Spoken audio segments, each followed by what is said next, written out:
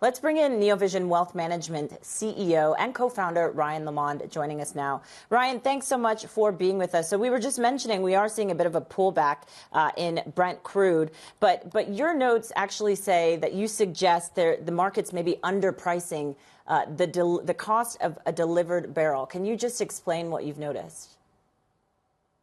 Yes, completely, Jennifer. The first thing is that refined products of oil are getting in shortage here in Europe. So I arrived on Sunday to Paris. The taxi had to stop for 25 minutes outside of Paris to fill up in diesel because inside of Paris, there's no more diesel.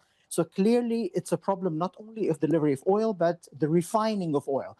The top refining countries like US, China, Russia, South Korea, India, they all refine from themselves. Russia's refineries are like pretty much destroyed. So there are tens of millions of barrels of oil on water right now that are useless because they cannot be refined. So the reserve to use is getting in shortage. What does that mean for prices, Ryan? Do we continue to see volatility between the $88 to $90 a barrel, or is your expectation it might go higher? I think the paper oil price that we see on screen is not really reflective of reality. When you want to buy today gasoline or diesel, it's still trading at a price as if oil was more than $100.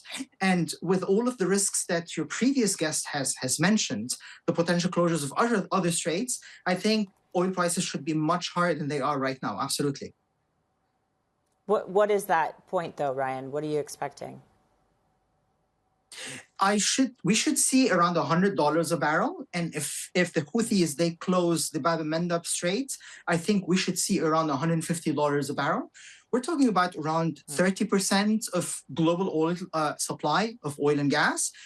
Add to it the refined products like gasoline, like diesel, like helium, which is essential to the manufacturing of chips, will be in very serious shortage.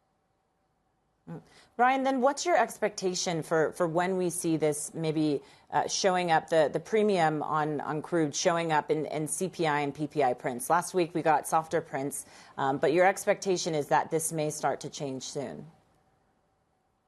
Yes, absolutely. What we observe when we have a very large energy shock, it translates into CPI and PPI between 3 to 6 months later. It's always quite delayed. So we've seen a much better than expected print on the last one, which I have a question mark on. But we should expect its appearance again before the end of the year, sometime between September and December in the fourth quarter.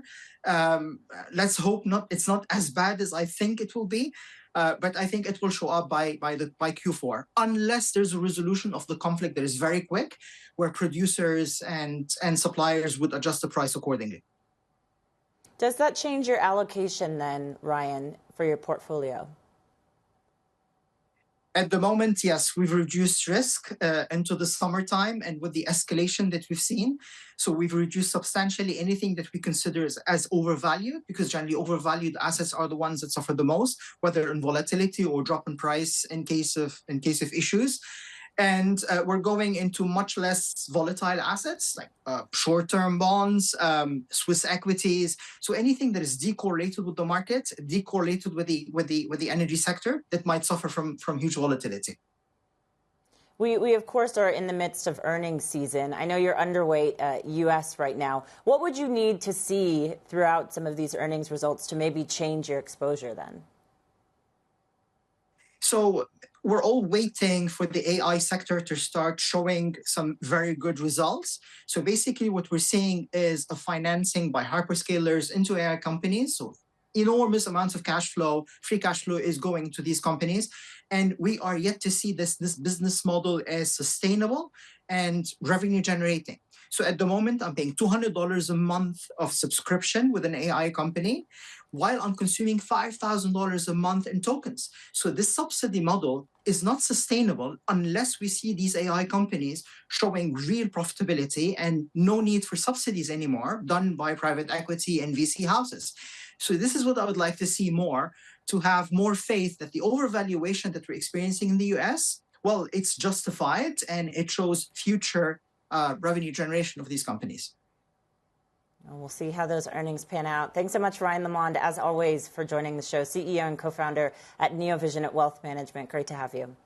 Now, still ahead,